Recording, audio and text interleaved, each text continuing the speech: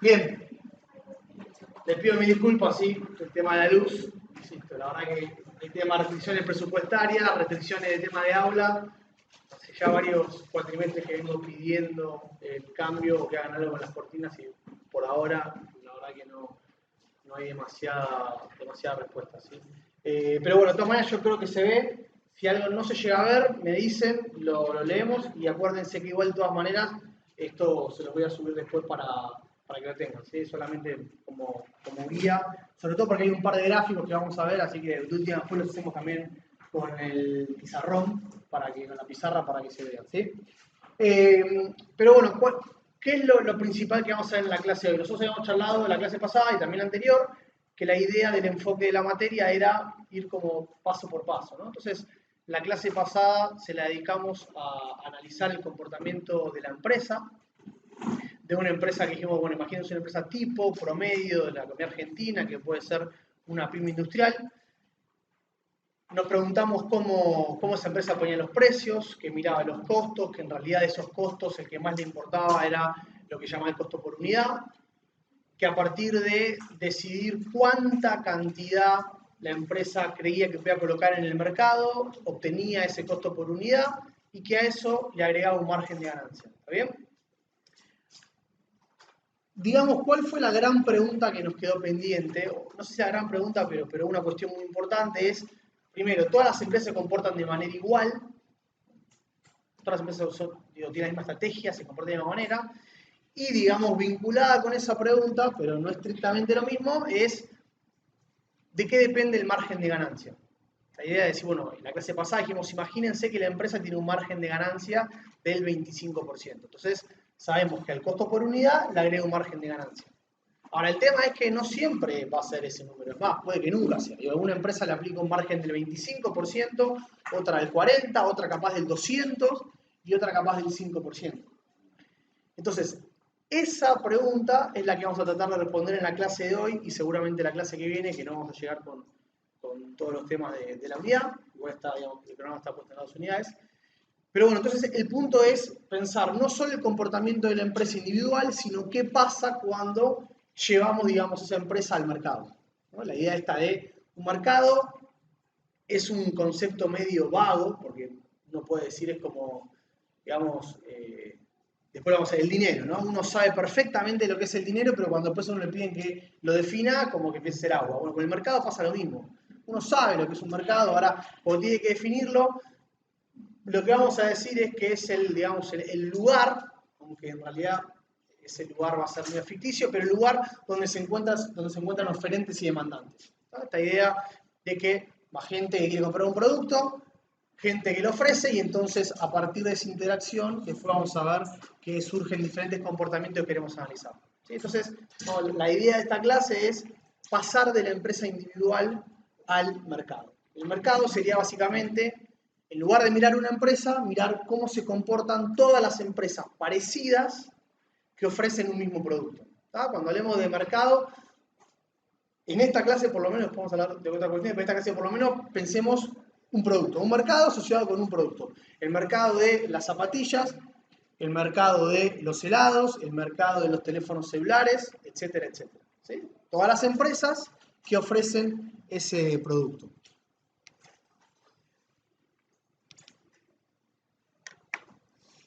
Y a partir de analizar el concepto del mercado, vamos a ver que hay nuevas preguntas que vamos a poder responder. Por ejemplo, Habíamos visto que si una empresa individual sube el precio de su producto, ¿no? Si yo tengo una heladería, decíamos, y aumento el precio de mi producto, y de alguna manera puedo compensar esa suba de precio con algún tipo de mejora de calidad o de servicio o de lo que fuere, capaz que esa empresa puede ser que, digamos, gane más plata. Ahora hay que ver qué pasa si todas las empresas al mismo tiempo suben el precio, ¿no? Si todas las heladerías al mismo tiempo suben el precio, bueno, ¿qué impacto tiene eso? Por ejemplo. Entonces, vamos a ver que algunas cuestiones, lo que pasa a nivel individual, se modifica cuando uno junta a todas las empresas y en lugar de analizar una empresa individual, analiza el comportamiento del mercado. ¿Bien? El otro gran componente que charlamos un poquito de la clase pasada, pero que hoy vamos a introducir directamente para analizarlo y que sea parte del enfoque, es el rol que tienen los consumidores. La demanda, los consumidores, como lo querramos llamar, pero digamos que ahora en lugar de pensar la empresa de manera, podríamos decir, puertas hacia adentro y solo mirando lo que pasaba dentro de la empresa, ahora también vamos a incorporar como parte del análisis a los consumidores y viendo que esos consumidores obviamente toman también decisiones. Y las empresas tienen que tener en cuenta esas decisiones para su comportamiento. ¿Sí? Bien. Lo primero que vamos a ver es que cuando uno mira los mercados, a su vez lo va a poder clasificar según diferentes características. No todos los mercados van a ser iguales, es decir, no es que va a ser exactamente igual el mercado de las zapatillas, que el mercado de las gaseosas, que el mercado de los teléfonos celulares, que el mercado, por ejemplo, de la provisión de electricidad de un país. ¿Está bien? Vamos a identificar ciertas características en cada uno de esos mercados que nos van a poder permitir clasificarlas en diferentes tipos de mercado. Esos tipos de mercado que nosotros vamos a encontrar, digamos a grandes rasgos, van a ser 4. El monopolio, el oligopolio, el mercado de competencia monopolística y el mercado de competencia perfecta. ¿Sí? Además, dentro de esta clasificación, vamos a ver que vamos a poder hacer una subdivisión acá. ¿Sí? Vamos a ver que el monopolio, el oligopolio y los mercados de competencia monopolística, todos esos mercados cumplen una característica fundamental, que es la de tener la capacidad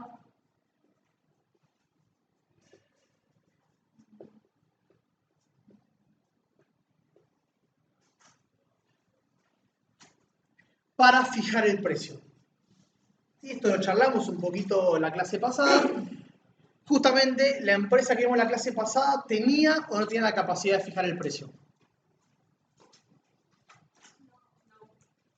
¿Por qué? Sí, sí. La empresa de la clase pasada tenía capacidad de fijar el precio. ¿Qué significa capacidad de fijar el precio? Bien, ¿sí? Como siempre, digo, esto hay que pensarlo con matices. Porque además, en algunos mercados las empresas van a tener más capacidad de fijar ese precio y en otros mercados menos. Pero lo importante es que tengan aunque sea un poco, ¿no? La idea es decir, bueno, mirá, si yo veo que en mi mercado hay ciertas cuestiones que me están afectando, yo una de mis posibles respuestas es modificar el precio, ya sea subiéndolo o bajándolo. Pero simplemente lo importante, y vamos a ver que es muy importante, la diferencia entre tener esa capacidad y no tenerla. Porque en los mercados de competencia perfecta, que es lo que vamos a dejar para análisis, digamos, al final de la clase, vamos a ver que se cumplen ciertos requisitos. Las empresas que están dentro de ese mercado no pueden fijar el precio. ¿No? Esta famosa frase de el precio lo pone el mercado. Que también la clase pasada un poco lo charlamos, la idea de decir, bueno, mirá, tengo mi heladería, yo la abro y no puedo poner el precio que yo quiero. No puedo poner 250 pesos. Es más, no puedo en alguna medida poner el precio según la idea de mirar el costo por unidad y tener un margen de ganancia. Es como que en realidad el precio viene dado por el mercado, digamos, voy a tener que vender el kilo de helado a 200 pesos y tengo que acomodar el tamaño de mi empresa para que pueda, digamos, subsistir a ese precio. Si los costos de mi empresa no me dan para producir a ese precio, yo no produzco. No tengo manera. Pero bueno, vamos a ver después cuáles son las características que son bastante estrictas para que eso suceda. Pero ¿se entiende la clasificación? ¿Sí? Primero que nada, tenemos 4 posibilidades, pero a su vez hay que entender que estas 3 tienen una característica en común, que es la de la capacidad de fijar el precio. En cambio, esta no tiene esa capacidad. ¿Sí? Siempre pensando en las empresas que están dentro de ese mercado. ¿Sí?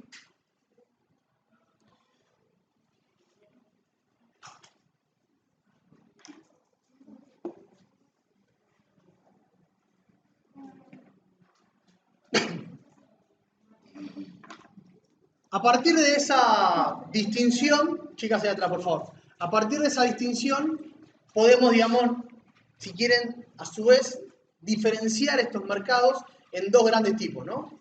Aquellos que tienen la capacidad de fijar el precio, aquellos que no, y les podemos llamar mercados concentrados o mercados poco concentrados. Los mercados concentrados van a ser aquellos que justamente las empresas tengan algún tipo de concentración y en realidad, a mí la palabra que más me gusta, pasa que es difícil de poner un nombre, es poder de mercado. Una empresa que tiene capacidad para fijar su precio, en alguna medida tiene poder de mercado. Vamos a ver ahora cuáles pueden ser las causas de ese poder de mercado y también entender que dentro de un mercado puede haber diferentes capacidades de tener poder. ¿Sí? Ejemplo típico, podríamos decir. En el mercado de las gaseosas, Coca-Cola tiene poder de mercado, sin ninguna duda, pero Manaos también tiene poder de mercado. ¿Está bien? Por diferentes características, probablemente, Manaos por unos motivos vinculados con el tipo de producto y con la cantidad. Coca-Cola, capaz que vinculado por el tamaño de empresa, la tecnología que utiliza, el marketing, etcétera, etcétera. Pero lo que quiero que les quede claro es que uno no puede decir, primero, todas las empresas dentro del mercado tienen el mismo poder, y tampoco decir, bueno, si Coca-Cola tiene poder de mercado, el resto no tiene. No. Como que conviven diferentes posibilidades, porque obviamente uno generaliza, pero dentro de cada mercado hay diferencias en las empresas. ¿Sí? Bien. ¿Cuáles son, a grandes rasgos, los elementos que le permiten a las empresas tener este poder de mercado, que a su vez se traduce en la capacidad de poder modificar su precio? Vamos a la primera, que es lo que se conoce como economías de escala. Economías de escala. ¿Alguien sabe lo que es el concepto economía de escala?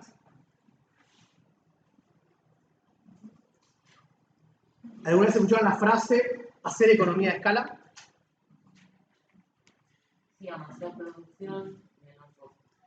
Bien, ¿por qué? Porque más producís, baja el costo del producto unitario. Bien, ¿sí? O sea, la palabra economía de escala implica justamente a que cuando vos, a mayor escala, cuando haces escala de tu producto, de tu producción, cuando aumentás el tamaño, eso podemos decir es hacer economía. ¿En qué sentido? De que se te abaratan los costos. ¿Y por qué? Porque cuando una empresa produce más, se abaratan los costos. Clase pasada.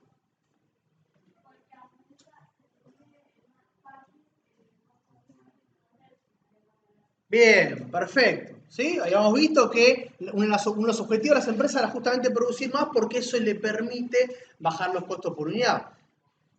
Como siempre aclaramos, eso no significa que la empresa vaya a producir 50.000 kilos de helado. Si el mercado solo le permite producir 100, cuando abre la empresa va a producir 100. Ahora, sabemos que si esa empresa empieza a armar estrategias, a mejorar la calidad del producto, la atención al servicio, etcétera, etcétera, eso le va a permitir ir creciendo. Crecer justamente implica aumentar el tamaño de su empresa, aumentar la capacidad productiva y por lo tanto aplicar o aprovechar estas economías de escala que lo que le permiten es tener un costo por unidad más bajo.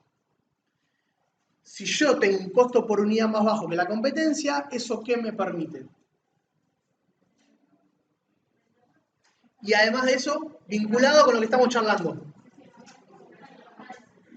No solo poner precios bajos, sino tener márgenes para mover el precio. Porque, a ver, imagínense que nosotros seguimos con el ejemplo de la clase pasada, teníamos un helado, lo vendíamos a, no sé, 200 pesos, ¿sí? El kilo de helado. Yo empecé la estrategia de marketing, empiezo a mejorar la calidad, la atención del producto, eso hace que se expanda la demanda del mercado, que yo empiece a producir más y que me dé cuenta que mis costos por unidad se están reduciendo, ¿sí? En primer lugar, si yo sigo vendiendo lo mismo que antes, no bajo el precio. ¿Bien? Ahora, a medida que pasa eso, yo tengo margen para en un futuro bajarlo. ¿Eh? Si enfrente, o enfrente no, pero capaz que a 2 cuadras me entero que está abriendo una heladería y que esa heladería pone el precio igual que yo a 200 pesos, ¿qué hago? Por ejemplo, podría bajarlo para, sé que tengo margen, igual gano plata y de esa manera digamos, hasta incluso me podría robar una parte de la clientela que esa empresa está por obtener. ¿Sí? Pero entonces fíjense que siempre el punto acá es entender las causas por las cuales una empresa logra tener esa capacidad para mover el precio. Si yo tengo mis costos por unidad muy en el límite del precio, bueno, eso no me da mucho margen para poder mover el precio, ¿sí? Porque donde quiera bajarlo, no voy a poder sostener los costos. ¿Sí? Sí.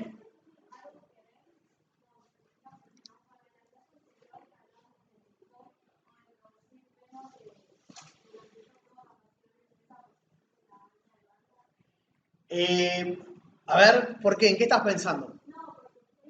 Vos, acuérdense, no me voy a enojar. Me va a estar de viejo, yo le voy a dar a usted de vos, usted le va a dar a mí de vos. ¿Dijiste? La gente acá es muy educada, está muy bien, ¿sí? Pero bueno, dale.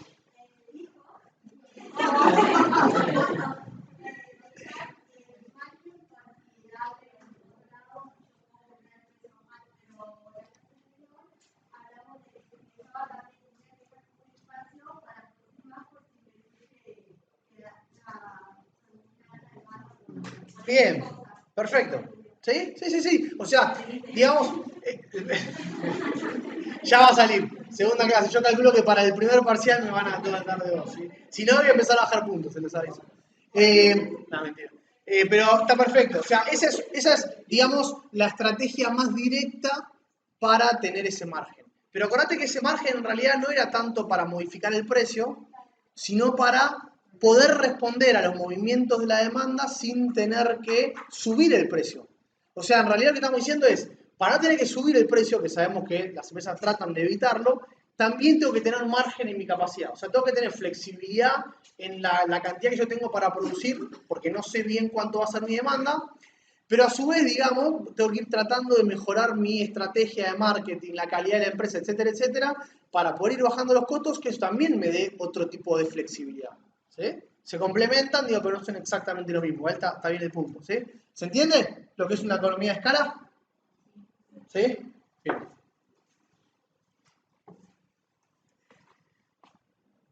La otra posibilidad, digamos, otra distinta, que le puede permitir a una empresa tener este margen de capacidad para fijar el precio, es lo que se conoce como las barreras legales.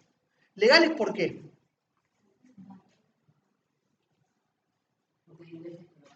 O sea, ¿quién está por detrás de esto?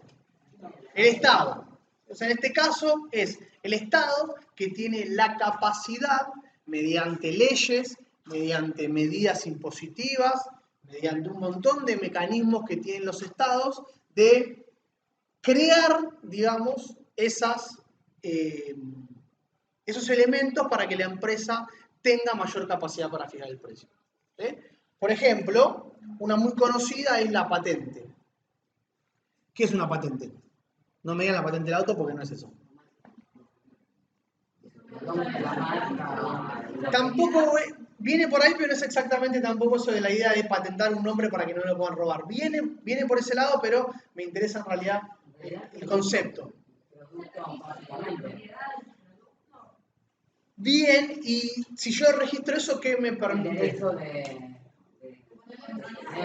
la venta. Bien, sí, o sea, por eso digo distingamos, porque se le llama a veces a dos o tres cuestiones lo mismo. Una cosa es decir, por ejemplo, le quiero poner a mi empresa o a mi heladería le quiero poner, no sé, Pedro, heladería Pedro.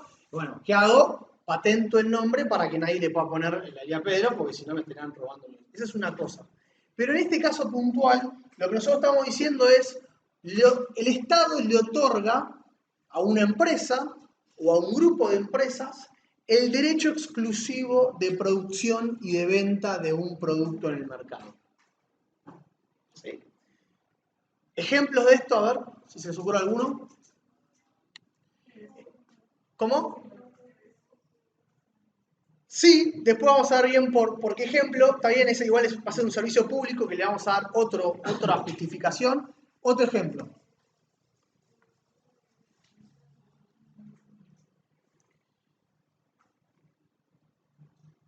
Medicamentos. ¿Qué pasa con los medicamentos? ¿Por qué a veces se dan patentes?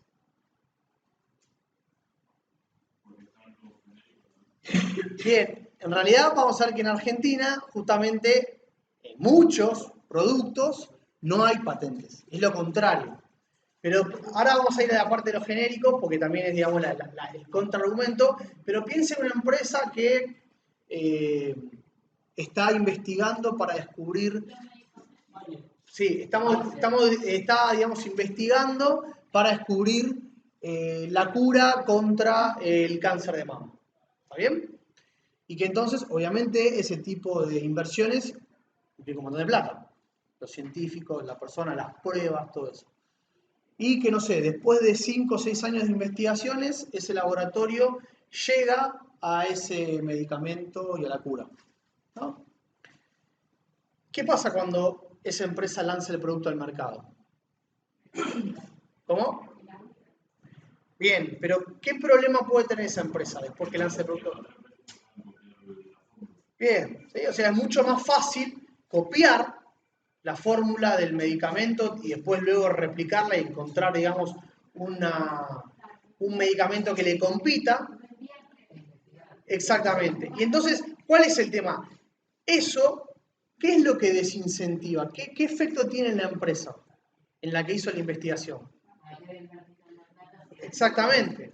En estos rubros, por ejemplo, el problema ¿cuál es? Si vos no le das algún tipo de, podamos decir, seguro a las empresas que investigan, que una vez que esa investigación rinda sus frutos, eso va a llevar a el beneficio, digamos, normal, después podemos discutir cuál es el precio de ese producto, pero digamos, un beneficio para recuperar toda esa inversión, bueno, no hay inversión. Y si no hay inversión, no hay incentivo para curar este tipo de enfermedades.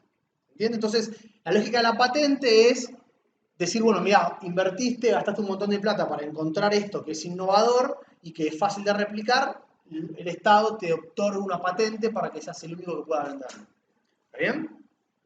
¿Qué es lo que pasa? Bueno, que como todo, a veces las medidas pueden ser buenas en su origen, pero después en la práctica se pueden ir degenerando.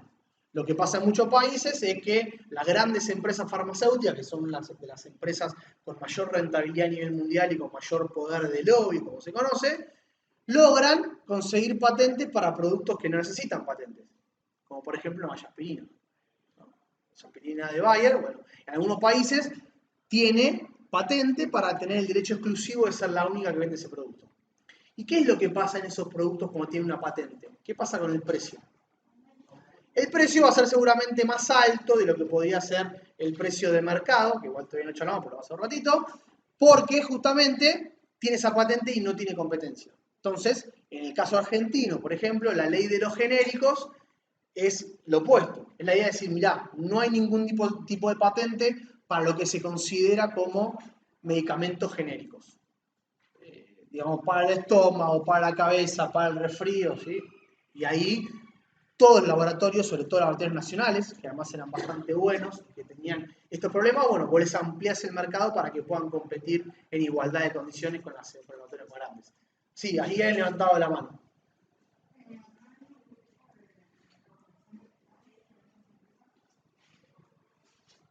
¿Para cuáles y qué tipo de regulación estás pensando?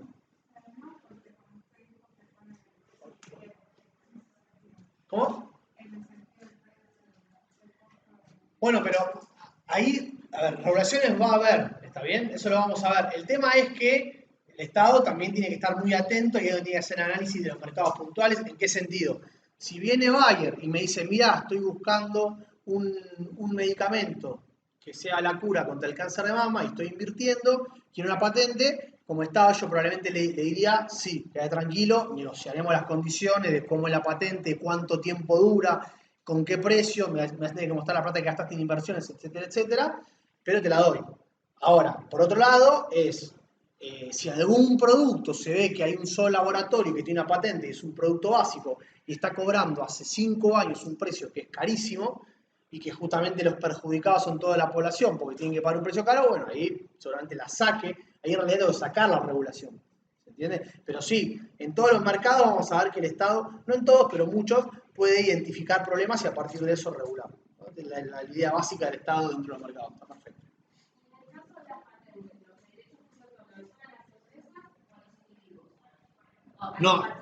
No, no, al que produce, a la empresa. Sí, sí, sí, sí. Bien, ¿quedó claro el tema de patentes? Después, digamos, piensen que hay un montón de maneras en las cuales un Estado puede beneficiar o proteger a un grupo de empresas para que tengan, digamos, esta capacidad. Piensen que cualquier medida que reduzca la capacidad de competencia implica otorgarle a las empresas que están dentro de ese mercado capacidad para fijar el precio. Así que cualquier medida que se les ocurra que vaya en ese sentido implica una barrera legal, podríamos decir, que me justifica por qué la empresa en ese mercado tiene poder y por qué tiene capacidad para fijar el precio. ¿Qué otro tipo de medidas de política económica se les ocurren que pueden, digamos, ir en este sentido? Bien, más de impo que de expo. Por acá dijeron barreras de importación. ¿Qué significa eso? Y dejar entrar y entonces va a tener más competencia en las nacionales y dejar entrar productos de. Bien, ¿sí? O sea, es una medida bastante típica que pueden ser, por ejemplo, aranceles o que también pueden ser lo que se conoce como cuotas de mercado.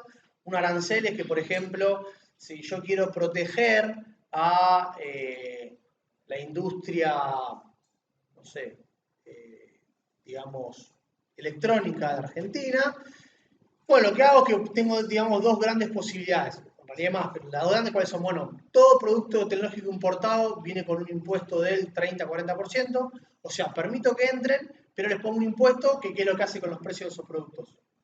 Los encarezco y por lo tanto, ya sea que los pongo a la par de los argentinos para que valgan igual o incluso más caros, para que, digamos, los productos argentinos tengan, para que los consumidores elijan esos productos. ¿Sí? Obviamente que pagando precios más caros. Eso también tiene un problema para el consumidor, pero bueno, es la decisión que toma el gobierno en función de qué es lo que cree que es mejor para la economía. Otra puede ser una cuota. La cuota significa no poner ningún tipo de impuesto, sino que restringir por cantidades. Bueno, van a ingresar al país solamente 1 millón de teléfonos celulares extranjeros. ¿Sí? El resto tienen que ser todos de producción nacional, por ejemplo. Esas son medidas que protegen algún tipo de industria particular con la lógica de esa manera, digamos, asegurarle que el mercado nacional compre esos productos y de esa manera incentivar la producción en esos rubros. ¿Sí? Bien. Y la última, que también está vinculada con la estrategia que tiene la empresa y que va a ser sumamente fundamental en uno de los tipos de mercado que vamos a ver luego, es lo que se conoce como la diferenciación del producto, que también está muy atado a la estrategia que tenga la empresa en cuanto a la publicidad. Pero el concepto importante que quiero que entiendan es el de diferenciación del producto. ¿Qué significa eso?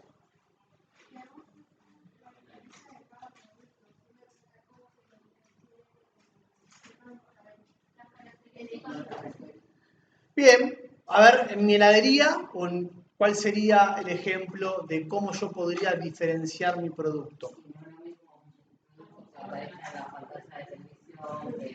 Bien, eso es publicidad. Eso vamos a ver qué sirve, pero no es exactamente lo mismo. ¿Cómo? Bien, una podría ser que yo diga mi helado es artesanal. Eso sería diferenciarlo del resto. ¿Qué otra? A ver por qué.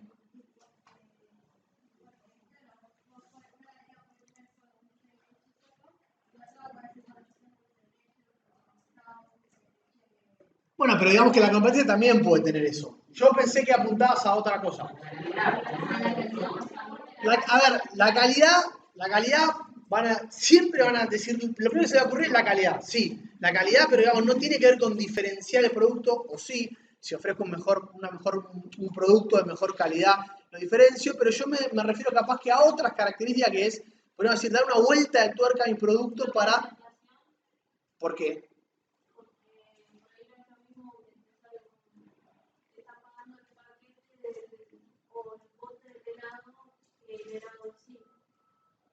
Pero ¿cómo sería en cuanto a la presentación diferenciarlo del resto, de la competencia? Piensen que siempre diferenciar mi producto del que vende la competencia.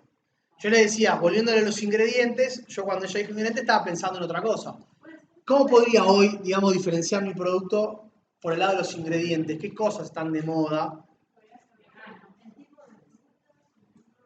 No. Pero eso tiene que ver con, yo estoy pensando por ahí, dijeron algo, puedo ofrecer helado sin gluten, puedo ofrecer helado vegano, sí, no sé, una leche especial. No soy tan vegano, así que me tiene que decir algún vegano si acá en el curso cómo se puede hacer, porque si el vegano creo que no toma leche. ¿Leche de soja se puede? A ver, ¿hay un vegano acá o vegana? Bien, está bien, pero difícil. Yo creo que el helado sale siempre con leche, pero bueno, alguno aguado puede ser. Ok, está bien, listo, me lo convencieron. Está bien. Entonces, eso, ¿sí? Sin gluten, una heladería vegana o ese tipo de cosas sería diferenciar mi producto. ¿Está bien? Pero el concepto general de la diferenciación implica agregarle algún tipo de característica a mi producto para que el consumidor lo pueda diferenciar del resto. ¿Está bien? Después vamos a ver que en algunos, lo menciono de vuelta, va a ser fundamental para unos mercados y vamos a ver que en otro, cuando este tipo de características no se respeta, hace que el consumidor no pueda distinguir los productos de la competencia. Porque si no hay diferenciación de producto, ¿cómo hago yo para distinguir si este producto lo hizo la empresa Pepito o lo hizo la empresa Mengano? No puedo. Si todos los productos son iguales, no puedo saber, no puedo distinguir a una empresa de la otra. ¿Está bien? Entonces, el concepto de diferenciación es fundamental. Y vamos a ver más adelante, insisto, en los tipos de mercado, que es una de las principales estrategias que tienen hoy por hoy las empresas para, digamos, evitar la competencia. El mercado, sobre todo, cuanto más competitivo es el mercado, cuanto más empresas hay, más tengo que diferenciarme yo del resto. ¿Sí? ¿Pero se entiende el concepto? Bien. Entonces, vayamos ahora sí a charlar brevemente, porque tampoco la idea es dedicarle demasiado tiempo, pero para que entiendan las diferencias entre cada una de estas posibilidades en cuanto a los tipos de mercado. El primero que tenemos es el monopolio. ¿Cuál es la característica fundamental de un monopolio? Esa, digamos, que a mí me permite decir, este mercado es un monopolio. No. Concentración de la oferta. ¿Sí? Ojo, acá monopolio implica una, polio, producción, ¿no? Una sola empresa que produce en el mercado. Si fuese concentración de la demanda, solamente lo tiro como dato, pero no lo vamos a analizar, se llama monopsonio, donde hay un solo demandante en el mercado. Entonces, todo el poder lo tiene el consumidor, ¿sí? Pero son raros, salvo que sean empresas que se compran entre ellas y justamente sea la única empresa que le compra a la otra, ¿sí? Pero acá, sí. En realidad, ¿para qué precio elegir? ¿Qué precio poner? Porque si yo soy el único demandante del producto, es decir, yo tengo acá todo el poder, yo te decir qué precio quiero, o sea, qué precio me parece razonable y qué precio no. ¿Está bien? Pero en los mercados con consumidores es imposible que haya monopsonio. La única posibilidad es cuando tienes una gran empresa, que es un monopolio, que a su vez le compra, por ejemplo, insumos a otra. Entonces, cuando le compro insumos a la otra, yo soy la única empresa que te compra ese insumo, yo tengo todo el poder, soy un demandante en ese caso. ¿Sí? Pero, sí.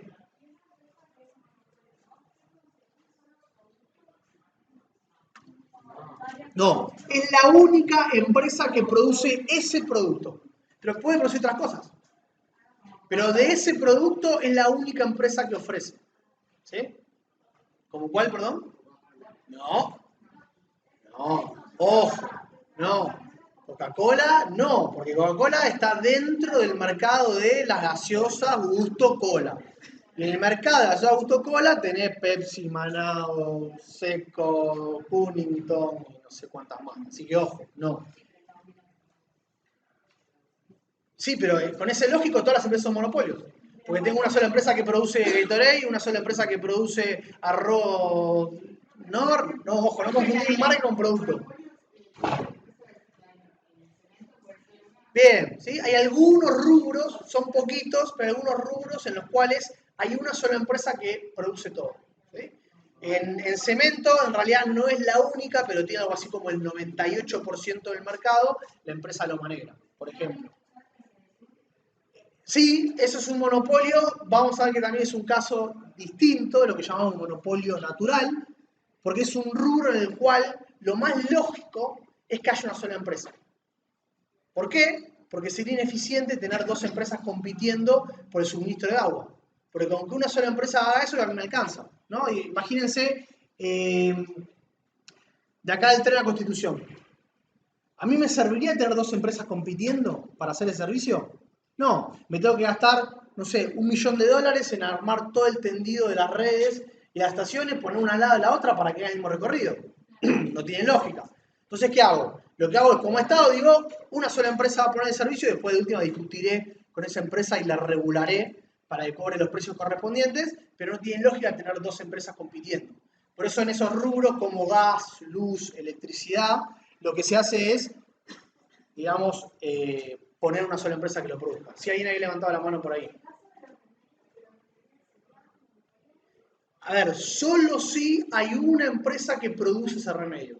Si hay, por ejemplo, que puede ser en algunos rubros, si para la diabetes hay una sola empresa que produce el remedio de la insulina que necesita tal tipo de diabético, es un monopolio. Pero ojo, en aspirina tengo un montón. Entonces lo importante es distinguir eso. Por eso yo vuelvo a lo que decía antes de no confundir marcas con productos. Coca-Cola es una marca dentro del mercado de las gaseosas con gusto cola. Sí. También es un monopolio, ¿sí? De vuelta, ahí lo que tienen es que no se puede poner empresa, porque habría que poner al lado una autopista exactamente igual, con lo que cuesta, digamos, tenerla y competiría a ver cuál de las dos tiene la mejor autopista. Es una locura. ¿Cómo? No, en realidad es al revés, ¿sí? ¿Cuál es la característica fundamental del monopolio? Es que es la única empresa. ¿Y qué es lo que pasa en esos mercados? ¿Qué es lo que tiende a ser una empresa monopólica? ¿Ah? Pero además de eso, ¿a qué está incentivado a hacer con el precio un monopolista? Una empresa monopólica. A subirlo. ¿Sí? Porque, digamos, sabe que al ser la única empresa del mercado, lo vamos a ver también en la clase que viene, pero los consumidores como que no tienen mucha alternativa. Exacto, todavía no llegamos, pero ese es el concepto. ¿Sí? Entonces, el punto acá es justamente pensar el hecho de cuál es el incentivo que tiene la empresa. Y a ver, en algunos rubros, imagínense que hay un monopolista, una empresa monopólica del chupetín. Que hay una sola empresa que hace en Argentina de chupetines. En ese producto de última no es tan grave. ¿Por qué? Porque si la empresa esa decide subir mucho el precio, y capaz que la mayoría de los consumidores dejan de comprar chupetines y cambian a otro tipo de golosina. Entonces ahí capaz que esa empresa tiene, digamos, competencia, por así decirlo, con otros productos. Ahora, si vos sos la única empresa que produce el remedio de la insulina para un tipo de diabetes, bueno, no hay ninguna duda de que vos tenés un incentivo a cobrar un precio alto. Porque sabés que la gente en esta tiene que comprarlo sí o sí. Ahí entonces aparece la regulación del Estado. Donde el Estado tiene que identificar ese tipo de mercados y regularlo, ¿no? Sin ninguna duda. Es, por así decirlo bien esquemáticamente, sentarse con la empresa y decirle, mirá, ¿cuáles son tus costos? Este va a ser tu margen de ganancia, pero más de esto no podés, digamos, vender el producto. Entonces, no es que los monopolios son todas las empresas reguladas del Estado. Es al revés. Por lo general, los monopolios están regulados por el Estado porque tienen un incentivo bastante fuerte a cobrar un precio muy elevado, ¿sí? Que perjudica mucho a los consumidores. ¿Se entiende? Bien.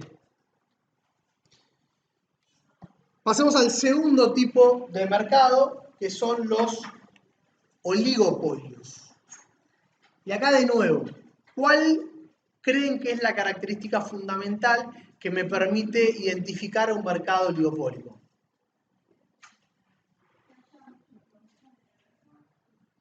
Muchos no, muchos productos no. Bien, pocas empresas, ¿sí?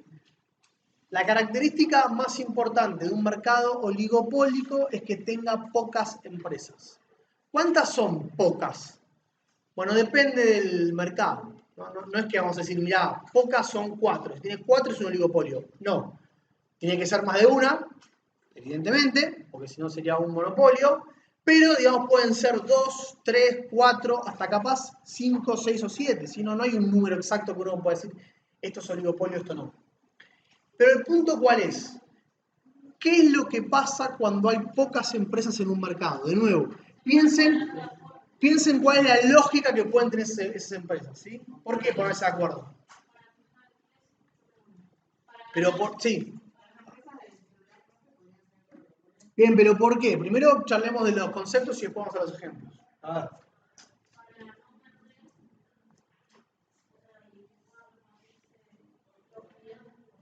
Bueno, pero ¿por qué no competir?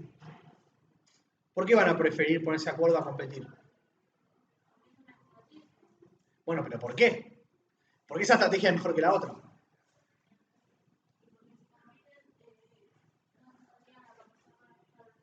Sí. Yo pongo el precio más barato que la competencia.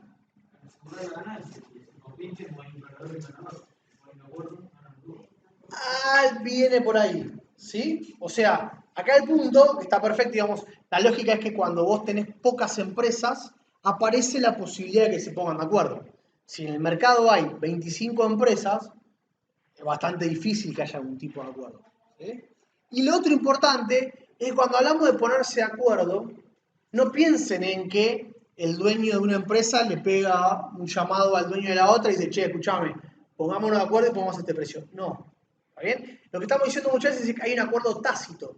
Eso significa que no hace falta que las empresas se pongan de acuerdo explícitamente, que tengan un acuerdo entre ellas, sino que simplemente al tratar de anticipar cuál va a ser el comportamiento de la competencia, las empresas coluden. Coluden, la palabra colusión implica esta idea de que sin tener que ponerme de acuerdo, me estoy poniendo de acuerdo, ¿no? Como que la estrategia de cada uno a nivel individual, cuando toma en cuenta la posible respuesta de la competencia, lleva a que todas se pongan de acuerdo. Lo pongo con un ejemplo. Vayamos al mercado acá, como decía muy bien, de los teléfonos celulares. Hay más, pero pensemos en las 3 grandes empresas, ¿no?, que manejan el mercado: Personal, Claro y Movistar, ¿sí? ¿Qué sucedería si estas empresas deciden competir a través del precio? Imagínense que somos los dueños de Movistar y nosotros queremos ganar mercado, ¿no?, robarle mercado a nuestra competencia, y entonces ¿qué decimos? Bueno, bajemos el precio de nuestro producto, ¿no? Bajemos el precio del minuto y de esa manera tratemos de ganar cliente de nuestra competencia, ¿sí? ¿Qué va a pasar cuando nosotros decidamos bajar el precio de nuestro producto? Lo más probable que suceda después de eso es que Claro, como Personal, también bajen el precio de sus productos. Y cuando Claro y Personal bajen el precio de sus productos, ¿nosotros qué vamos a tener que hacer? Bajarlo más. Entonces entramos en lo que se conoce como una guerra de precios. Estábamos los dos, digamos, las 3 empresas, vendiendo más o menos a, no sé, $1 el minuto, y ahora, por mi decisión, lo que empezó a pasar es que empezamos a competir y ahora terminamos, por ejemplo, capaz todas vendiendo a 50 centavos el minuto. ¿Qué pasó? Perdimos todas. ¿Está bien? Entonces, lo que implica la idea de que haya pocas empresas es que cuando pasa eso, yo puedo tratar de anticipar cuál va a ser la respuesta de la competencia ante mi decisión. Y esto, digamos, es lo que hoy en economía se conoce como teoría de los juegos. Ahora vamos a ver, digo, no me gusta la palabra regular porque regular viene por el lado del Estado, pero como que no hace falta que se pongan de acuerdo. Sin ponerse de acuerdo, se ponen de acuerdo, podríamos decir. Entonces le decía, hay una rama que hoy en día está muy desarrollada en la economía que se conoce como teoría de los juegos, que se dedica justamente a analizar este tipo de comportamientos. ¿Y por qué teoría de los juegos? Bueno, porque esto es casi como un juego. ¿Cuál es el juego de cartas que más les gusta? El 1. ¿Qué otros? A ver. Chinchón, escuché por ahí, póker, truco, ¿sí? No, ni idea. A mí el que más me gusta, que es uno de viejo, porque lo decía mi abuelo, es el tute. Es un juego que también se juega. Lo importante en este caso, ¿cuál es? ¿Cuál es la característica que tienen todos estos juegos? Se juegan con cartas, ¿sí? Pero además de eso, el tema que tienen estos juegos es que uno, para jugarlos bien, ¿qué tiene que hacer? Tiene que tener algún tipo de estrategia. Y ese tipo de estrategia implica no solo jugar con mis cartas, sino también jugar pensando qué es lo más probable que hagan mis rivales. ¿Sí? Piensen en el ajedrez también, en cualquier juego de estos. Entonces, esto, de ahí viene el nombre, lo que me está diciendo es, mirá, cuando una empresa toma su decisión, la que sea, cuánto va a producir, cuánto va a gastar en marketing, si baja o sube el precio, no solo va a pensar en función del impacto que tiene en su rentabilidad, en sus costos, en sus precios, sino que también va a pensar si esa decisión que está tomando va a generar algún tipo de respuesta en sus rivales. ¿Y qué pasa? Si una empresa tiene comportamiento estratégico, no piensa solo en sí misma, sino que piensa y trata de adelantarse a la posible respuesta de los rivales. Entonces, volvamos al ejemplo. Yo soy dueño de personal. Decido bajar el precio. ¿Ese comportamiento es estratégicamente correcto? ¿Por qué? Porque si yo tengo un comportamiento estratégico, lo que hago es pensar, bueno, si yo bajo los precios, ¿cuál es la respuesta más probable de mis rivales? La respuesta más probable es que ellos también bajen el precio. Y si yo bajar el precio, ¿me beneficia o me perjudica? Me perjudica, ¿sí? Entonces, ¿yo qué voy a hacer? ¿Voy a bajar el precio? No. ¿La competencia va a bajar el precio? No. Fíjense que tenemos una especie de acuerdo en la que nadie quiere bajar el precio, nadie quiere competir a través de los precios sin que las empresas tengan que llamar y ponerse de acuerdo. Bueno, ahí depende de por qué haya que subir. Si, por ejemplo, suben porque suben los costos de las empresas, es probable que todas suban y no hay problema. Porque si suben los costos para todas. ¿Se entiende? Pero de todas maneras, digo, puede ser un tema específico. Capaz que una empresa dice, no, mirá, yo estoy ofreciendo ahora, soy la única empresa que logró ofrecer el 5G y entonces por eso puedo subir un precio. ¿Por qué? Porque la gente igual va a querer venir a comprar a mi empresa para tener el 5G y le puedo ofrecer un precio más caro. ¿Cómo? No. ¿Qué tiene que pasar para que sea un monopolio? Tengo que barrer a todas las empresas del mercado y quedarme yo con... Bueno, bien, entonces, perfecto. La manera de decir todo eso correctamente es, tiene un monopolio en la provisión del bien o del tipo 5G, ¿sí? No de la telefonía celular, por eso. Está bien, pero de 5G es la única, sí. Igual después las empresas van a también incorporar tecnología, ¿sí? Pero puede ser que por un tiempito sea monopolio, ¿está bien? Bien.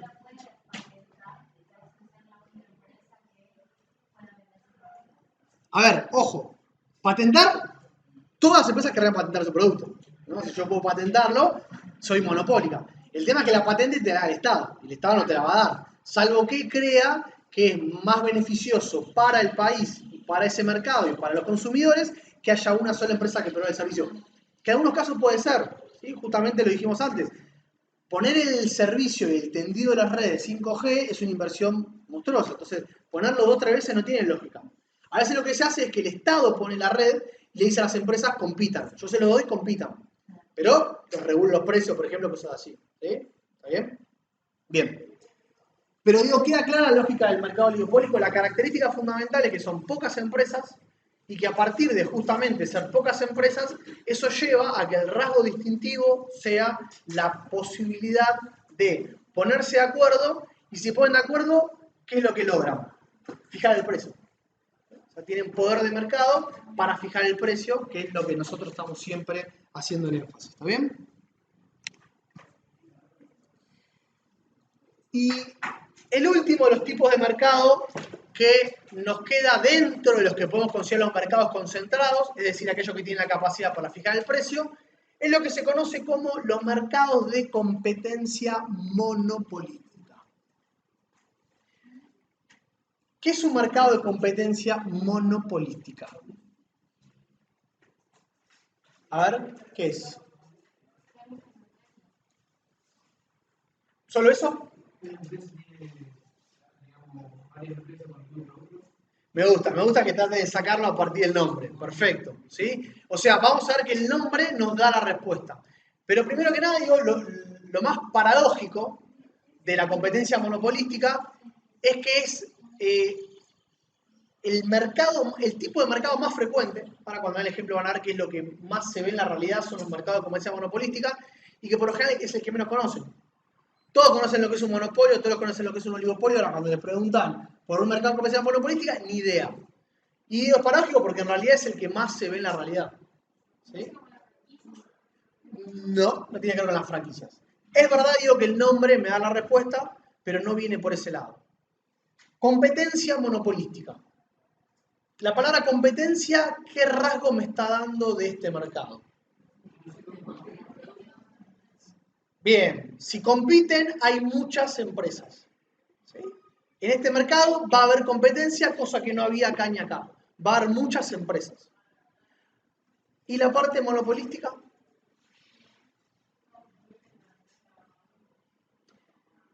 Más que toda competencia pasarónica, podríamos decir, no. Todas van a tener capacidad para fijar el precio porque esa es la característica fundamental que dijimos que tiene este tipo de mercado. ¿Cuál es el tema? El comportamiento de estas empresas. De nuevo, que haya muchas empresas en el mercado obliga a estas empresas a tener cierto tipo de estrategia. ¿Para qué? Para lograr aislarse de la competencia, poder comportarse de manera monopolística, a pesar de que haya otras empresas que ofrecen productos parecidos. Y si logro comportarme de manera monopolística, ¿qué pasa con mi precio? No, a ver, no siempre aumenta, sino tengo la capacidad de moverlo. Entonces, justamente, digamos, la descripción de este mercado es, hay muchas empresas, pero tienen algo, tienen cierto comportamiento estratégico que les permite distinguirse de la competencia y de esa manera comportarse de manera monopolística. ¿Qué es eso que les permite distinguirse? ¿Cuál es la característica estratégica en este mercado? La diferenciación del producto. ¿Está bien? Entonces, digamos, las dos características fundamentales que me permiten identificar este tipo de mercado son que hay muchas empresas en el mercado, pero que esas empresas utilizan la estrategia de diferenciación del producto para evitar la competencia. ¿Está bien? ¿Cómo? ¿Por qué? Bien, está bien, eso ya sería calidad, pero pensemos en cuestiones más básicas. Pensemos además en mercados donde hay mucha más competencia. ¿Cómo? Detergente, a ver.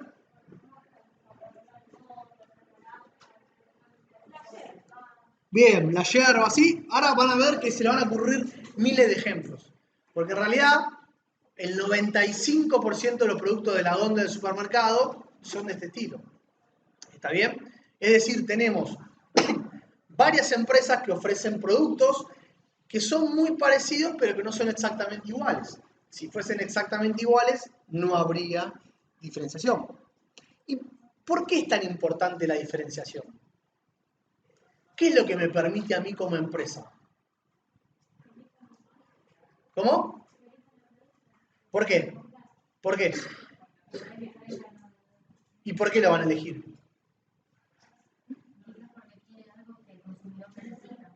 Bien, sí, o sea, vayamos a, no sé, a ver, el producto que se les ocurra. Cualquier cosa en el supermercado. Un ejemplo, azúcar. Bueno, ese es bastante difícil de diferenciar. Pensemos en la leche. Bien, ¿qué leche compras? Entonces esto es como el truco de magia. O sea, si yo estoy diciendo que hay un ejemplo y la común no hay diferenciación de producto. Bien. ¿Sí? O sea, pensemos en la leche, ¿no? Uno va a comprar la leche. A mí el ejemplo que me gusta poner, que es el donde más difícil es el del yogur. Uno va a comprar yogur y parece imposible. ¿Por qué parece imposible? Porque tenés 80.000 variedades, ¿no? Dice, bueno, yo quiero ir a comprar un yogur de frutilla. Y me encuentro que tengo el entero, el firme, el frutilla con chocolate, el frutilla dietético, con pulpa, sin pulpa, una variedad infinita de productos. ¿Está bien? Pero fíjense qué pasa con eso. ¿Por qué las empresas hacen eso? Bueno, justamente porque en realidad yo no termino, o sea, yo cuando voy a comprar el producto, no voy a ir a comprar yogur de frutilla. Voy a comprar el yogur firme, descremado, ser con pulpa. ¿Está bien? Y entonces ya dejo de comprar yogur. Lo que estoy comprando es un producto particular de una marca en particular. ¿Y por qué? Bueno, porque me gustó, porque por esas características que le dio la empresa hicieron que yo compre ese producto. Y entonces, si yo voy a comprar ese producto y no cualquiera, ¿miro lo que pasa con la competencia? No. Es como que para mí desaparece y yo solamente voy a comprar ese yogur. Y ya no me importa que haya otro tipo de yogures. Entonces, de esa manera, si me pongo al otro lado, la empresa lo que está logrando es captar a los consumidores y que los consumidores vayan y compren su producto y no cualquiera. Entonces, si todos ustedes se comportan de esa manera, yo puedo modificar mi precio. Si el día siguiente la empresa SER sube el precio un 5, un 10%, yo lo sigo comprando. Si se pasa de rosca, sabemos que tiene problemas. Pero aún así, si yo compré ese producto, bueno, no me importa tanto, no miro lo que pasa alrededor. Entonces me permite modificar el precio y la característica que me permite eso es la diferenciación. Obviamente que, digamos, esa es mi estrategia, después puede ser exitosa o no. Si yo no logro encontrar alguna característica que la gente le parezca importante, bueno, no sirve demasiado. El punto es tratar, por eso también es tan importante el departamento, digamos, de marketing y de publicidad, pero no tanto eso, sino en ver qué es lo que quiere consumir y muchas veces, digamos, metérselo en la cabeza, ¿no? No siempre es que uno quiere realmente esa característica, sino que de alguna manera, con alguna publicidad muy exitosa, yo logro que la gente quiera eso. ¿Sí? Pero bueno, por eso es que es tan importante, y de vuelta, piensen cualquier producto de la onda del supermercado y van a ver que cumple con estas características y que por lo general son mercados de competencia monopolística. Desodorantes, pasta de dientes, leche, yogur, quesos, hasta el agua. Hasta el agua que nos venden, que viene el manantial más puro de la sierra del Valle de Mendoza. ¿Sí? Entonces, todo, porque insisto, piensen que es la mejor manera, digamos, barata, por así decirlo, de evitar la competencia. Cuantos más productos hay, bueno, más tengo que esforzarme yo en distinguirme del resto para que la gente no vaya a comprar cualquier producto, sino que vaya a comprar exactamente ese de esa empresa puntual. ¿Se entiende? Entonces, ese es el mercado de competencia monopolística. Hay muchas empresas, pero lo que vemos es que esas empresas diferencian su producto para lograr modificar y tener capacidad para fijar el precio. ¿Sí? ¿Se entiende? Bien.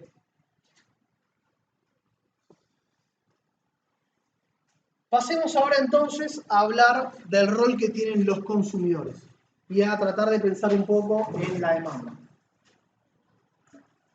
O sea, hasta ahora estuvimos pensando, digamos, siempre en qué cosas tiene que hacer la empresa para tratar de generar más ventas, siempre pensando en lo que pasa con las empresas alrededor, ¿no? Con nuestra competencia. Pero ahora también pongamos a pensar un poco en qué cosas afectan a la demanda.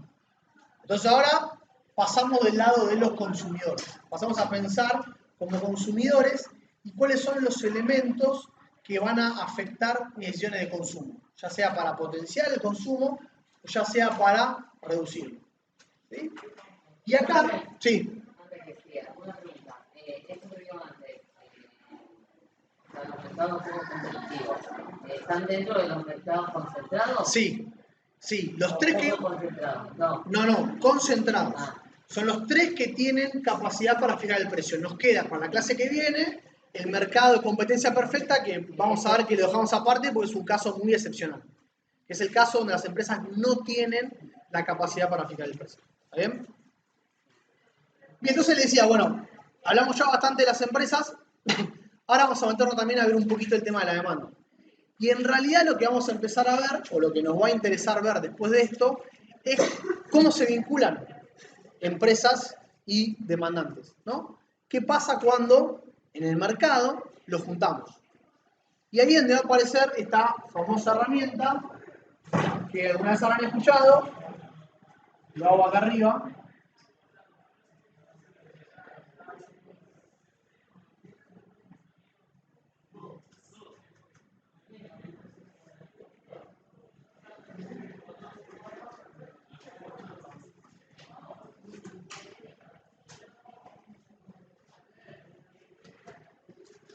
que es la famosa herramienta de oferta y de demanda. ¿Sí? Esta herramienta nos va a servir mucho justamente para pensar cuál es el resultado, qué es lo que pasa en el mercado luego que ponemos a interactuar a los consumidores y a las empresas. O sea, dejar de pensar por separado a las empresas en función de qué es lo que harían, sino, bueno, juntemos todas las empresas de un mercado, juntemos a todos los consumidores de un mercado y veamos a partir de eso cuáles son los resultados. ¿Está bien? Entonces ahí es donde aparece esta famosa herramienta, que las respuestas que nos va a dar son en función de dos cosas. Y esto grábenselo porque después, digamos, cuando haya algún tipo de pregunta, siempre tienen que responder en función de dos cosas. ¿Qué es lo que pasa con la cantidad de producción en el mercado? Si aumenta o si disminuye.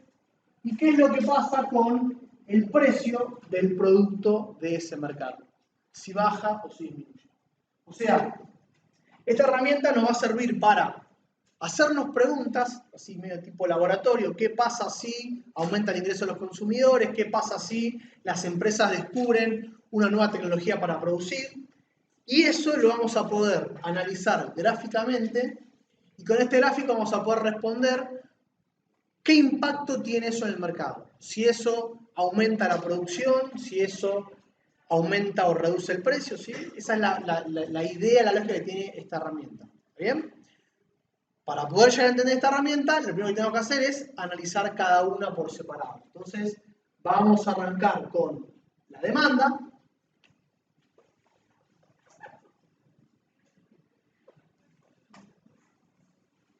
La vamos a explicar. Vamos a ver por qué se comporta de esta manera la demanda y a partir de eso después vamos a ver qué es lo que pasa con cada una de estas cuestiones, ¿sí? Bien. Primero que nada, ya en la clase pasada, y lo acabo de decir, pero vuelvo a enfatizar, mirar los ejes. Estamos hablando acá de un producto, o sea, siempre que usemos esta herramienta vamos a estar analizando un mercado individual. Por ejemplo, le ponen el nombre que quieran, en este caso, el mercado de las zapatillas. ¿Está bien? O sea, que vamos a estar analizando qué es lo que pasa con el precio de zapatillas y qué es lo que pasa con las cantidades totales producidas de zapatillas. Es decir, las cantidades producidas por todas las empresas. Porque cuando hablamos de mercado estamos hablando de todas las empresas en su conjunto. Y acá, por ejemplo, estamos graficando el comportamiento de los consumidores, es decir, de los demandantes de zapatillas. Todas las personas de un mercado que quieren comprar zapatillas. ¿Está bien? ¿Qué me pueden decir del comportamiento de los consumidores a partir de lo que ven en este gráfico? Bien, ¿por qué? No, digo, ¿por qué a mayor precio, menor demanda?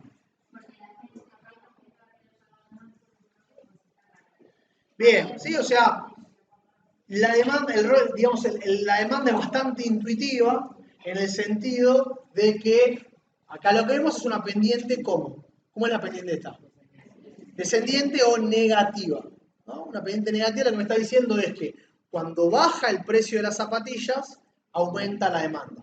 O al revés, cuando sube el precio de las zapatillas, baja la demanda.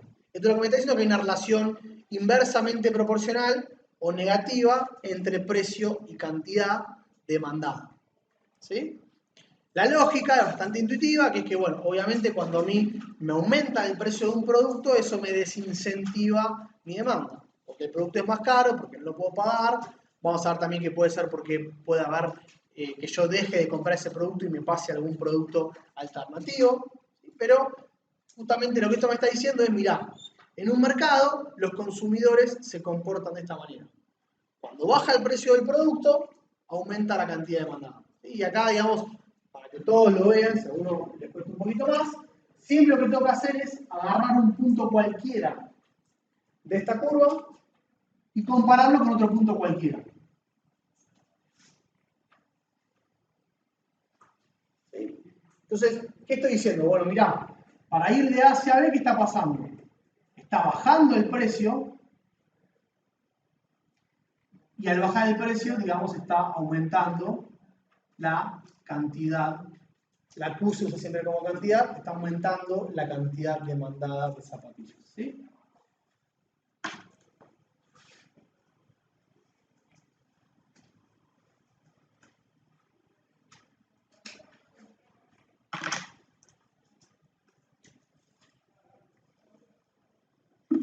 Bien. Ahora el tema es que la demanda de los consumidores de un producto, en este caso estamos analizando, recuerden, la demanda de las zapatillas, no solo se ve afectada por el precio de las zapatillas. También puede haber otras variables que hagan que la demanda de ese producto se vea aumentada o se vea reducida. ¿Sí? Y ahí es donde aparecen estas posibilidades que están acá. El ingreso de los consumidores, el precio del producto, que ya lo charlamos, y también el precio de los bienes relacionados. ¿Qué pasa, por ejemplo, con el ingreso de los consumidores? ¿Por qué es importante analizar qué es lo que sucede con el ingreso?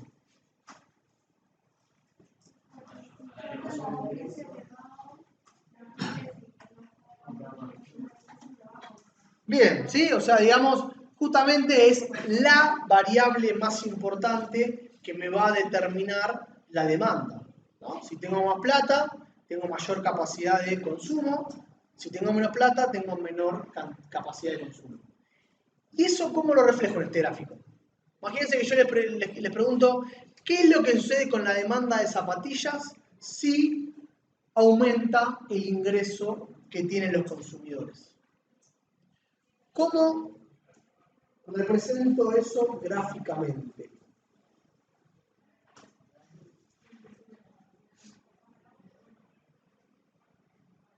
A ver, imagínense, por ejemplo, que yo estoy en el punto A, ¿no? Como estábamos recién. Una posibilidad podría ser, bueno, mirá, cuando aumenta el ingreso de los consumidores, la gente tiene mayor capacidad para consumir y entonces de ahí a dónde me voy. Al punto B. ¿Por qué? Porque entre A y B lo que está pasando es que está aumentando la cantidad demandada. ¿Sí? No, error, error, porque además entre A y B está bajando el precio. En realidad, entre A y B lo que está pasando es que está bajando el precio de las zapatillas. Y por eso aumenta la demanda. Pero ahí no estoy viendo si aumentó o no aumentó el ingreso de los consumidores. Entonces, el aumento de los ingresos de los consumidores se tiene que reflejar de otra manera. Tiene que haber otra manera en la cual yo pueda mostrar que aumenta la demanda. ¿Sí? En el punto A, por ejemplo, supongan, tiro números inventados, que el precio de las zapatillas es de 400 pesos. ¿Ven? En B eso no pasa, porque en B el precio era más bajo.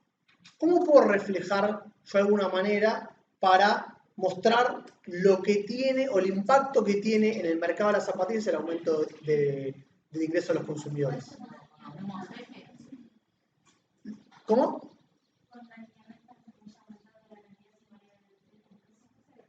Por ahí, ¿sí? Ahí va. Lo que tengo que hacer es desplazar mi curva original. ¿Sí? ¿Para dónde? ¿Para arriba y a la derecha o hacia abajo y hacia la izquierda? La manera de estar siempre seguro de para qué lado tengo que desplazar la curva es justamente utilizando cualquier punto y comparando. ¿Está bien? ¿Qué pasa si yo desplazo mi curva hacia abajo y hacia la izquierda? Yo digo, bueno, mira, ahora la curva de demanda es esta que está acá, que es la 2.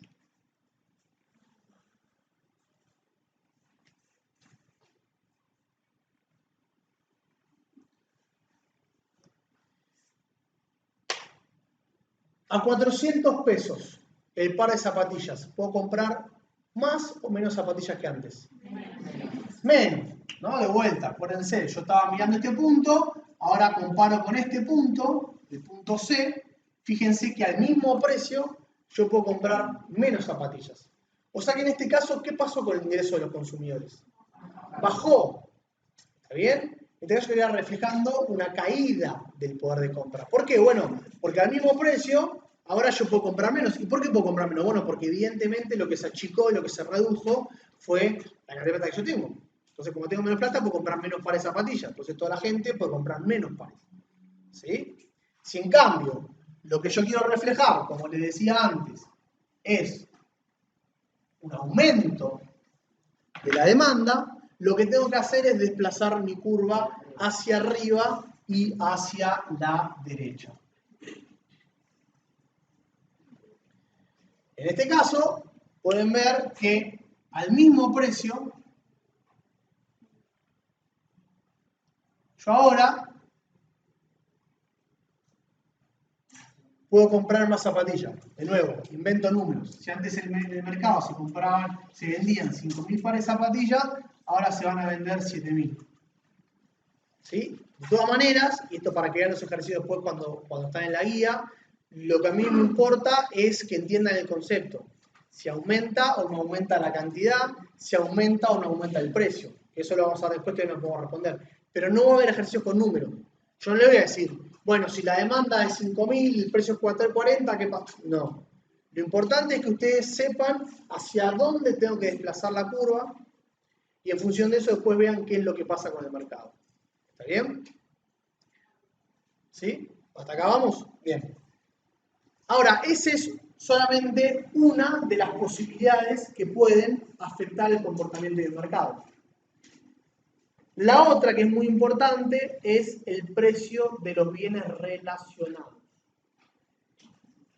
¿Qué sería un bien relacionado con mis zapatillas? Y acá, ¿qué posibilidades se abren? Se van a abrir dos posibilidades de bienes que están vinculados con la producción de zapatillas. ¿Cuáles pueden ser? ¿Cómo? Bien, ¿por qué las medias? Perfecto. ¿Sí? Lo que él está diciendo, muy bien, es que hay un tipo de relación entre los bienes, en este caso es una relación complementaria. Y justamente estos bienes se llaman bienes complementarios.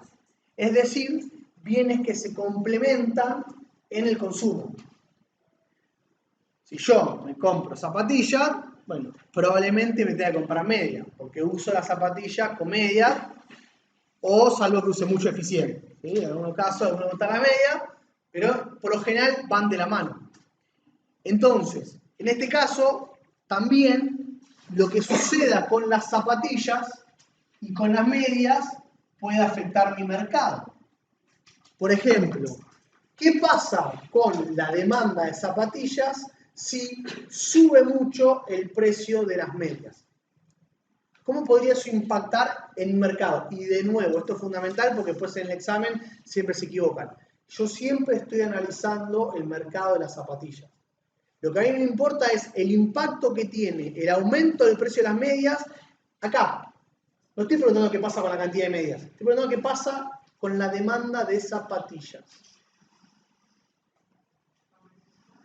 ¿Por qué baja? Porque me voy a comprar menos medias, si me compro menos medias, me voy a comprar menos zapatillas y por lo tanto baja la demanda. Entonces, ¿cómo grafico eso? De vuelta, siempre es desplazando la curva, en este caso desplazo la curva hacia abajo y hacia la izquierda. ¿Se entiende? Si lo que estoy analizando mejora la demanda de un producto, entonces me muevo hacia arriba y hacia la derecha. Si no, hacia abajo y hacia la izquierda. Entonces, siempre que les pregunte por un bien que complemente al que estoy analizando, en ese caso tenemos que ver si lo mejora o empeora la demanda. Bienes complementarios, podríamos decir, no sé, leche y café. ¿Cómo? Yerba y azúcar. ¿Ves? Fernet Coca-Cola, perfecto. ¿Sí? Gran ejemplo. ¿Sí? Gran ejemplo, Fernet Coca-Cola. No Pepsi. No Pepsi. En algún caso Manaba sí, muy poca. Pero es como ir por el Ramazotti del 1982, no son otro producto. Pero bien, ¿sí? Esa es la lógica. Bienes complementarios es que se consumen de manera conjunta. ¿Está bien? ¿Y qué otro tipo de bienes relacionados también tenemos a las zapatillas que no son los complementarios? Los sustitutos. Bienes sustitutos. ¿Cuál sería un ejemplo de un bien sustituto de las zapatillas? Las alpargatas, ¿sí? Las alpargatas, los zapatos, las ojotas, las botas, no sé.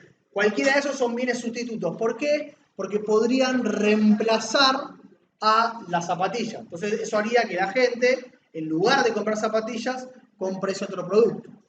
Por ejemplo, ¿qué pasa con la demanda de zapatillas si aumenta mucho el precio de las alpargatas?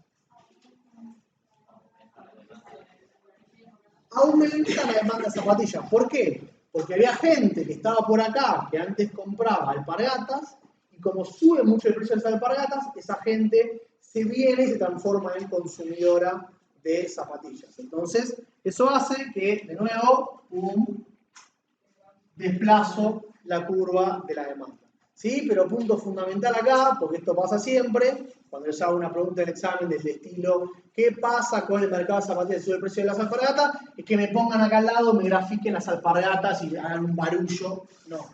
¿Sí? Las alpargatas solo me importan cómo impactan en el mercado que estoy analizando, que son las zapatillas, no tengo que hacer dos gráficos. O sea, si sube el valor de la alpargata. Sí, estoy preguntando qué pasa en el mercado de las zapatillas si sube el valor de las alpargatas. ¿Está bien? Si baja, lo contrario, exactamente. Sí. Sí, lo que hay que tener en cuenta es no mezclarse bien complementario con bien sustituto. Porque fíjense que si sube el precio de un bien sustituto, eso aumenta mi demanda. Pero si sube el precio de un bien complementario, eso reduce mi demanda. Reduce. ¿Sí? Si sube la media, baja la demanda de zapatillas. Si suben las alpargatas, sube la demanda de zapatillas. Así que tener cuidado con la diferencia entre un bien complementario y un bien sustituto. De todas maneras, van a ver la guía, y si llega a aparecer en el examen, va a ser siempre muy evidente si es un bien complementario o un bien sustituto. No va a ser una pregunta para que ustedes agarrarlos y que no se den cuenta. ¿Sí? No es eso lo que me interesa, así que eso no va a pasar. ¿Está bien? Bien. Esto que está acá es lo que charlábamos recién, ¿no? Que es lo que van a ver en el apunte del capítulo del libro, que yo puedo desplazar mi curva de demanda hacia arriba o hacia abajo, es lo que yo hice acá, solamente para que tengan y para que tengan referencia visual cuando lo vean después, ¿sí? Es exactamente eso. Así que ahora pasemos a la otra parte de mi análisis que yo necesito saber, que es el de la oferta.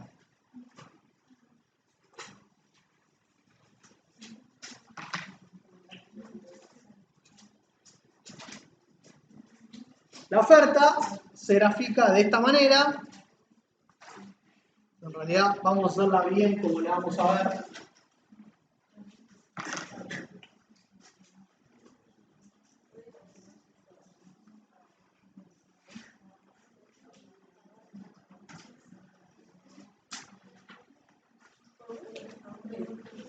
Primero que nada, ¿Quiénes están por detrás de esa oferta? Las empresas. ¿Sí? Por ahí escuché consumidores, no, las empresas. O sea, esa curva me refleja el comportamiento de todas las empresas que producen y van a ofrecer zapatillas. No una, sino todas. ¿Está bien? Digamos que cada uno de esos puntitos me representa, podríamos decirlo de una manera esquemática, a las empresas que están por detrás del mercado y que ofrecen zapatillas. ¿Está bien? ¿Y por qué tiene este comportamiento gráfico?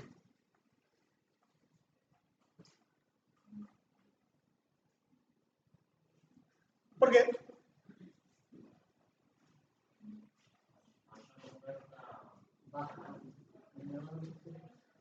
¿Cómo? Empieza en un precio alto.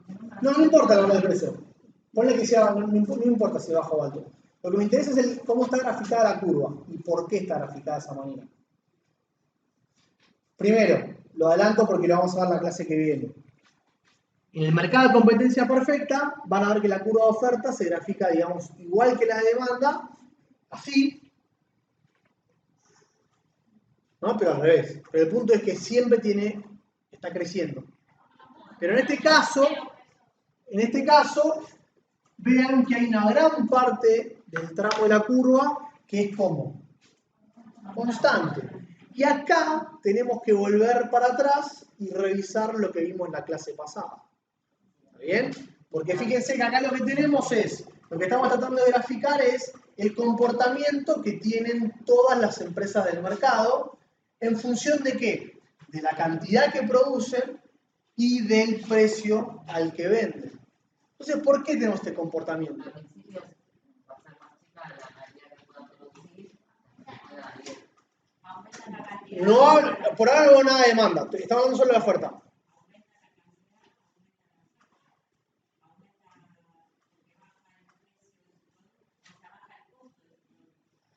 A ver, me gusta la palabra costo. ¿Sí? La explicación más o menos. Pero a ver, fíjense lo que estamos diciendo es que estamos tratando de entender cómo es el comportamiento del precio de las empresas que producen zapatillas a medida que esas empresas producen más o menos. ¿Está bien? Primer punto de esta curva es, tenemos un tramo de esta curva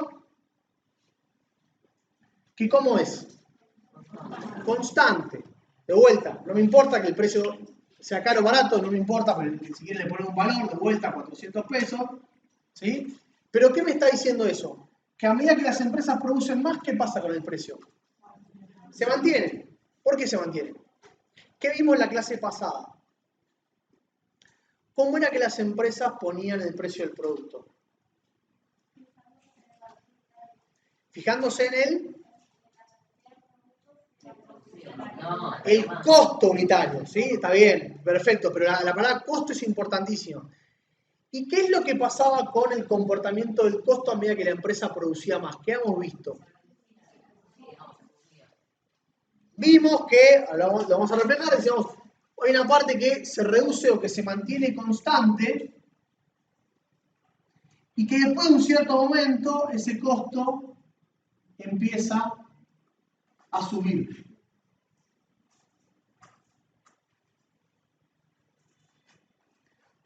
¿Sí?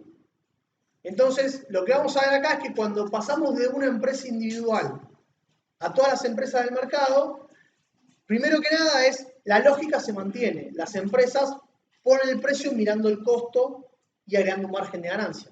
Entonces, como la curva del costo se comportaba más o menos de esta manera, bueno, el precio se comporta de la misma manera. Solo que un poquito más arriba porque lo que está acá es el margen de ganancia. ¿Se entiende la lógica? ¿Sí? ¿Y eso por qué era? Bueno, porque hay un costo fijo y un costo variable que si las empresas producían hasta cierta cantidad, sin utilizar toda su capacidad productiva, los costos se mantienen relativamente constantes. Y si yo me paso, digamos, si produzco después de un determinado nivel, ese costo empieza a aumentar y por lo tanto el precio del producto empieza a aumentar. ¿Sí? ¿Se entendió? ¿Sí? Bien.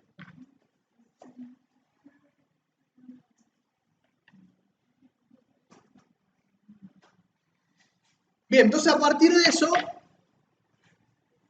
¿Qué puede pasar con esta curva? Bueno, exactamente lo mismo que pasaba con la lógica de la curva de demanda. Solo que ahora vamos a preguntarnos por cuáles pueden ser los factores que me desplacen mi curva de oferta. Es decir, cuáles pueden ser las cosas que hagan que esta empresa quiera ofrecer más, por algún motivo, u ofrecer menos. ¿Sí? Y ahí siempre, ojo, por acá es donde empiezan, digamos, los problemas.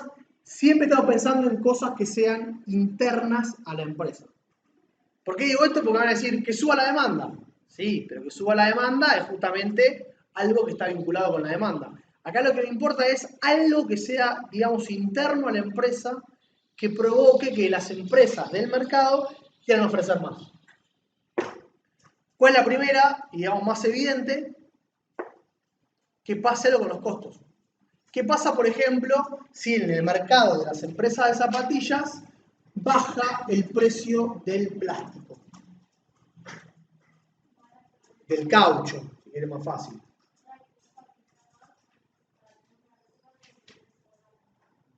No. ¿Van a poder fabricar más cantidad? No arranquen hablando de van a poder fabricar más. ¿Qué es lo que pasa primero cuando baja?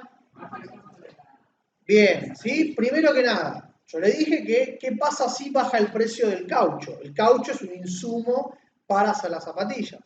Por lo tanto, lo primero que pasa es que bajan los costos de producción de zapatillas. Y si bajan los costos de producción de zapatillas, ¿qué otra cosa baja? ¿Y cómo lo voy a graficar? Voy a desplazar la curva para abajo. ¿Sí? Porque me va a permitir producir más con precios más bajos, por lo tanto baja el precio de venta del producto. ¿Se entiende?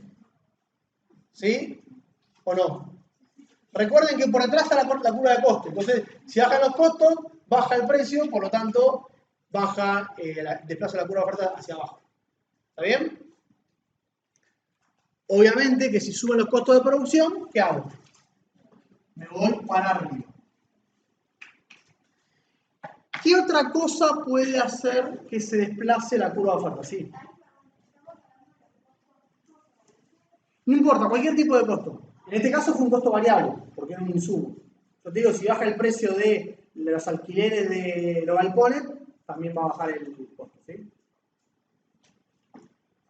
¿Qué otra cosa, además de los costos, me puede afectar la oferta? ¿Qué otra cosa, digamos, por ejemplo, puede hacer que yo produzca la misma cantidad de zapatillas con los mismos costos? Bien, ¿por qué? Ahí leíste la respuesta, pero te faltó la aplicación. A ver, alguien que le ayude. ¿Por qué la tecnología puede ser un factor que me afecte? Capaz que la máquina produce en las mismas horas más cantidad de zapatillas. Bien, si eso es lo que se conoce, y ya lo mencionamos creo que la clase pasada, un aumento de la productividad de la empresa. Es decir, con la misma cantidad de recursos, ¿qué puede hacer ahora? Puede producir más. Es decir, con la misma cantidad de plata, produce más que antes. Y si con la misma cantidad de plata produce más que antes, otra manera de decir lo mismo es que está mejorando su productividad. Y cuando pasa eso, ¿qué le permite a la empresa? ¿Qué le permite hacer con el tema del precio? Si yo logro una mejora en mi productividad, por ejemplo, porque introdujo una tecnología. ¿Cómo? Lo bajo. ¿Sí? Porque piensen, si yo puedo producir más con la misma cantidad de plata, ¿qué está pasando con mi costo por unidad? Baja. ¿Sí? Si yo con la misma cantidad de insumos, con la misma cantidad de trabajadores, que les pago lo mismo, puedo sacar una mayor cantidad de zapatillas, ¿qué pasa con el costo por unidad? Baja. Pero fíjense que no es estrictamente porque bajaron los costos, sino que lo que pasó fue que, por ejemplo, yo introduje nuevas máquinas que me permiten producir con la misma cantidad de recursos, obtener una mayor cantidad de zapatillas. Entonces, la mejora de la tecnología también me permite desplazar la curva hacia abajo. ¿Podríamos decir que me la puede desplazar hacia arriba? Sí, es un poquito más difícil. Uno tendría que pensar que la empresa está, digamos, empeorando su tecnología. Digamos, las máquinas se van gastando, no las arregla y por lo tanto le funcionan peor. ¿Puede pasar? Sí, pero es medio difícil en la realidad de verdad. Exacto, la variable de inversiones justamente viene por ese lado, perfecto, ¿sí? Bien.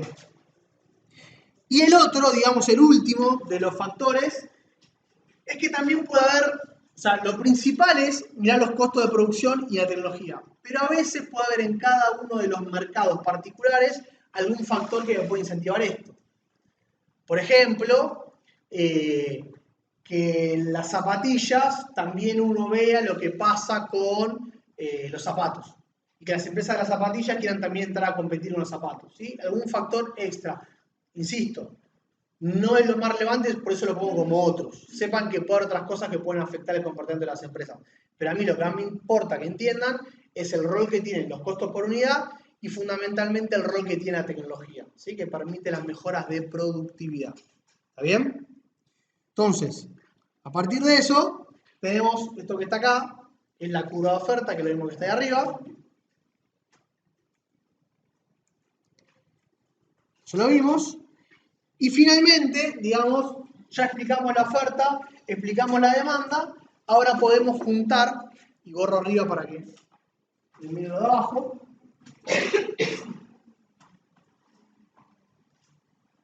podemos juntar a las dos por decir, en el mercado. ¿Sí? Y acá ya tenemos, digamos, precio, cantidad de producción, y tenemos la oferta del mercado y la demanda. ¿Y para qué me va a servir esto? Primero que nada, ¿qué es lo nuevo? ¿Qué es la nueva información que me da el gráfico cuando junto la oferta con la demanda? Bien, ahora sí, la clase pasada no, pero ahora sí tenemos el famoso punto de equilibrio, que es este punto que está acá, que es donde se intersectan o donde se cruzan la curva de oferta con la curva de la demanda. ¿Está bien? ¿Y qué información muy importante me da ese punto?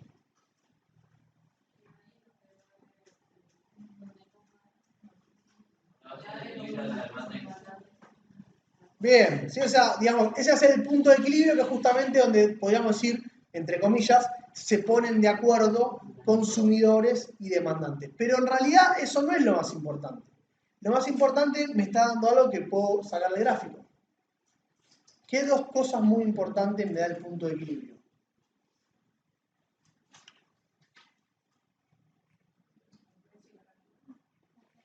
Cantidad de producción que tengo. Me va a dar el precio al que se van a vender las zapatillas en el mercado y me va a dar la cantidad total que se va a producir de zapatillas en el mercado. ¿Sí? No se va a producir ni más ni menos. El precio no va a ser ni mayor ni menor. El precio va a ser ese que surge de la interacción entre las dos variables. ¿Sí? Y a partir de eso... ¿Cómo? ¿Cómo se llama? No, acá no tiene nada que ver con la clase pasada. Este es el punto de equilibrio del mercado. Es decir, me define a partir de lo que quieren las empresas y lo que quieren los consumidores, cuál es, digamos, el punto de equilibrio. ¿Sí? Y con esto, así ya les queda como insumo para poder hacer algunas preguntas del ejercicio, de nuestro ejercicio de la guía. Nosotros vamos a poder responder un montón de cuestiones vinculadas con los mercados, a partir de esta información. Por ejemplo, ¿qué pasa con el precio y con las cantidades vendidas de zapatillas si aumenta el poder de compra de la población? Ahora, digamos, nosotros vamos a poder responder eso. ¿Qué impacto tiene si la población mejora su poder de compra y tiene mayor capacidad para comprar? ¿Cómo impacta eso en el mercado de zapatillas? ¿Qué tenemos que hacer? 3 pasos. ¿Sí? 3 pasos para poder responder esta pregunta. Primer paso, identificar la pregunta que estamos haciendo, ¿a quién impacta? ¿Si a la oferta o a la demanda? ¿A quién impacta?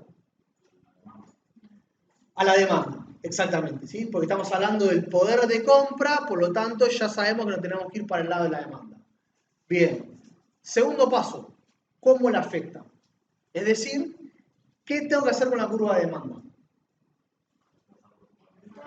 Desplazarla hacia arriba y hacia la derecha.